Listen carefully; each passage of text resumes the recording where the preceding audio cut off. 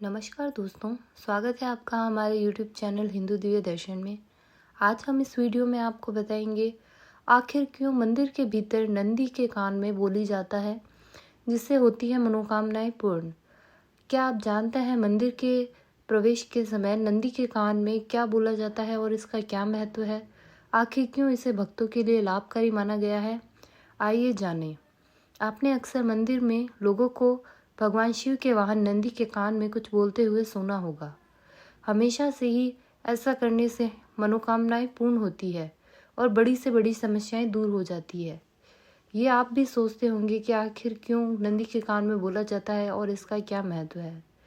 तो इसके पीछे क्या कोई पौराणिक कथा है या इसके पीछे कोई प्रथा? आइए जानें। नंदी के कान में मनोकामनाएं क्यों बोली जाती है? नंदी को भगवान शिव का प्रमुख भक्त माना जाता है। इनकी स्थापना प्रत्येक शिव मंदिर में भगवान शिव के सामने की जाती है। ऐसा माना जाता है कि भगवान शिव के वाहन नंदी है और वे भगवान शिव को सबसे ज़्यादा प्रिय है। जहाँ तक नंदी के कान में मनोकामनाएं बोलने की बात की जाए तो ऐसा कहा जाता है कि भगवान शिव अधिकतर तपस्या में रहते हैं और वे संपूर्ण जगत के संचालन में आंखें मूंदे बैठे रहते हैं। वहीं नंदी को चेतना का प्रतीक माना जाता है, जो खुली आंखों और खुले कानों से छिपी हुई बातों को शिव जी के सामने व्यक्त करते हैं। भगवान शिव की तपस्या में कभी भी विघ्न नहीं डालना चाहिए, इसलिए नंदी के माध्यम से हमें हमारी संदेश भगवान शिव तक पहुंचाते हैं।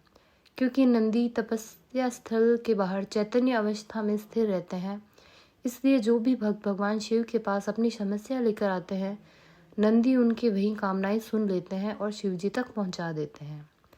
नंदी को माना जाता है सबसे बड़ा संदेश वाहक। शिव भक्तों की माने तो नंदी की एक ऐसा माध्यम है जो कभी किसी के साथ भेदभाव नहीं करते और साफ शब्दों में संदेश शिव जी तक पहुंचाते हैं। यही वजह है कि उन्हें भगवान का संदेश वाहक भी कहा जाता है। नंदी शिव जी के प्रमुख गण हैं, इसलिए भगवान शिव को उनकी बात मान लेते हैं। क्या है पौराणिक कथा? एक पौराणिक कथा के अनुसार एक बार भगवान शिव माता पार्वती के साथ ध्यान कर रहे थे और नंदी जी ने फैसला किया कि वह भी उनके साथ ध्यान में लीन होंगे। उस समय वह तपस्या में भगवान शिव के सामने बैठ गए और इसी वजह से नंदी की मूर्ति हमेशा से भगवान शिव के सामने ही रहती है। एक समय जालंधर राक्षस से बचने के लिए भी सभी भक्तजन शिव जी के पास गए।